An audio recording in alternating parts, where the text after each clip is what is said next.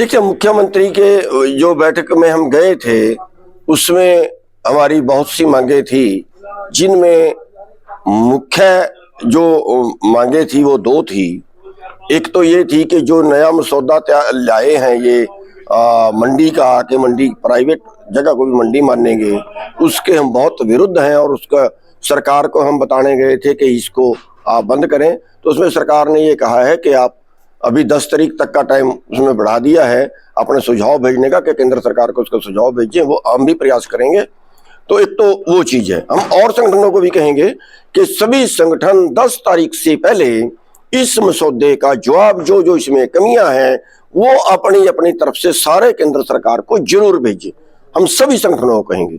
दूसरा, जो अभी आंदोलन चल रहा है जिसमें डल्लेबाजी भूख हड़ताल पे है, उसके लिए हम गए थे और उसमें हमने सरकार को ये कहा है कि आप रोकने की जिम्मेवारी तो ले रहे हो कि इनको दिल्ली नहीं जाने देंगे, ये जिम्मेवारी तो ले रहे हो, लेकिन दिल्ली से बात भी तो करवा दो, बैठ के मामले का सुलटा भी तो दो इसको। तो उन्होंने कहा कि ठीक है, हम हरियाणा सरकार की तरफ से केंद्र को लिखेंगे और सीधी बात भी करेंगे। सकारात्मक रवैया उनका रहा है। और एक जो है गन्ने का भाव 450 रुपये किया जाए, जो हरियाणा में एमएसपी की उन्होंने बात की है, इसको विधानसभा में पास कर दें, लेकिन उन्होंने कहा कैबिनेट में कर दिया, वो भी कानूनी माना जाता है। और जितने 64 के करीब मुकदमे हैं जो बड़े आंदोलन से पहले के, 20-21 से पहले के और उसके बाद के, वो वापस करवाने की बात थी। और किसान क्रेडिट कार्ड और लोन, इस पे अगर लोन वाला किसान मर जाता है तो आगे उसके परिवार को भरना पड़ता है, तो इसका हमने कहा कि बीमा करवा दो ताकि अगले परिवार को ना भरना पड़े, वो भी उन्होंने मान ली है।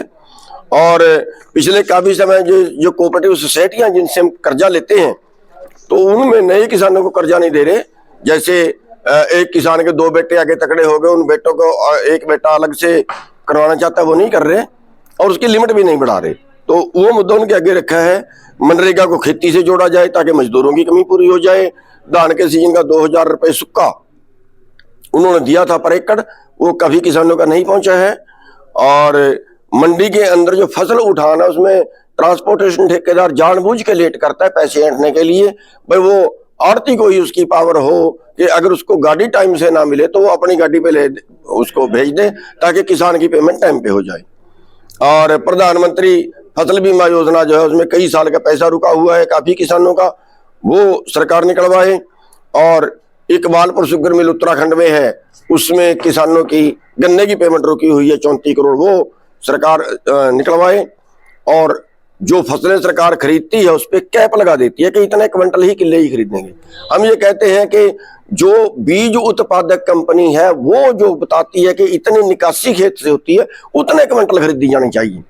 तो ये मांगे हम लेके जो है मुख्यमंत्री जी पे गए और उन्होंने ठीक आश्वासन दिया, ठीक उस पे उन्होंने रिस्पॉन्स भी दिया। किसान नेताओं में चर्चाएं, कल से कमेंट्स बड़े भद्दे कमेंट हो रहे हैं आपके ऊपर, बड़े सीधे आरोप लग रहे हैं, कई सरकार से मिल गए, मुख्यमंत्री से मिल गए, ऐसी बातें सुनने में आई हैं। देखिए, वो तो जैसी किसी की सोच होती है वैसे ही वो दूसरे के बारे में सोचता है। कमीना कमीनी बात सोचेगा, ईमानदार ईमानदार बात सोचेगा, बेईमान बेईमान दूसरे को बेईमान की नजर से देखेगा।